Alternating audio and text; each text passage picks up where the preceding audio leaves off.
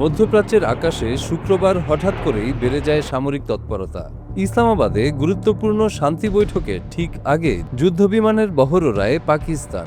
উত্তেজনার এই মুহূর্তে এমন পদক্ষেপে নতুন করে আলোচনার কেন্দ্রবিন্দুতে উঠে এসেছে পুরো অঞ্চল। পাকিস্তান বিমান বাহিনী তাদের JF-17 থান্ডার ও F-16 যুদ্ধবিমানের পাশাপাশি C-130 হারকিউলিস পরিবহন বিমান, IL-78 জ্বালানি ট্যাঙ্কার এবং অ্যাওয়াক্স নজরদারি বিমান মধ্যপ্রাচ্যে মোতায়েন করে। এই সমন্বিত শক্তি আকাশপথের নিরাপত্তা নিশ্চিত করতে প্রস্তুত রাখা হয়।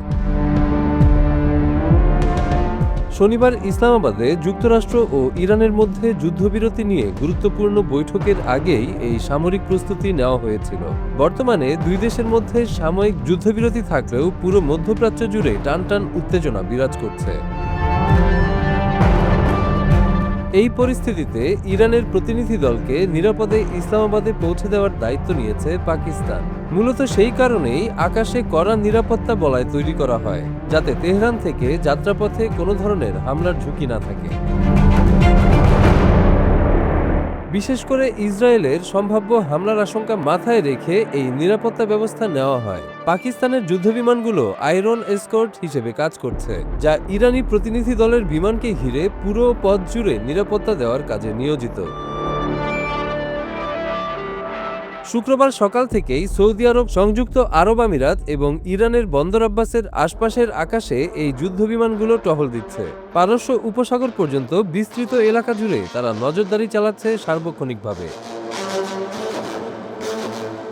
শুধু ইরানের আকাশ সীমা নয়, সংযুক্ত আরব আমিরাত ও সৌদি আরবের কাছাকাছি এলাকাতেও এই বিমানগুলোর উপস্থিতি লক্ষ্য করা গেছে। পুরো আকাশপথকে একটি নিরাপদ করিডোরে পরিণত করার লক্ষ্যেই এই ব্যাপক প্রস্তুতি।